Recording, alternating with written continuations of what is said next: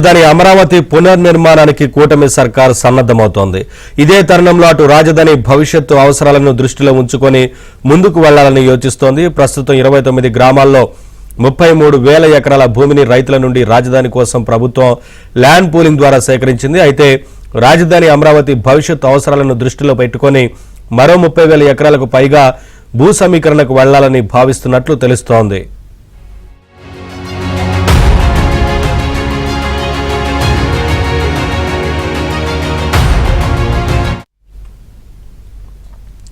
అమరావతి కోసం మరో 44,000 ఎకరాల భూ సమీకరణకు ఏపీ ప్రభుత్వం కసరత్తు చేస్తున్నట్లు తెలుస్తోంది.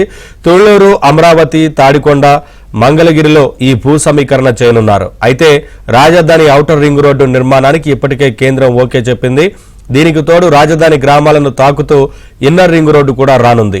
ఈ రెంటికి మధ్య తాడికొండ, తుళ్లూరు, అమరావతి మండలాలలో కొన్ని గ్రామాల్లో రైల్వే ప్రాజెక్టు, ఇతర ప్రాజెక్టుల కోసం ఇక్కడి భూములలో కొంత భాగాన్ని ల్యాండ్ పూలింగ్ కిందకు తీసుకురావాలని భావించినట్లు తెలుస్తోంది.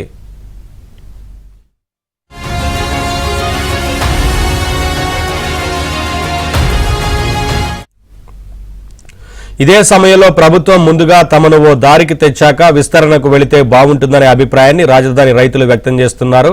ఇప్పటికే రాజధానిలో చాలా సమస్యలు ఉన్నాయని వాటి పరిష్కారంపై దృష్టి సారించాలంటున్నారు.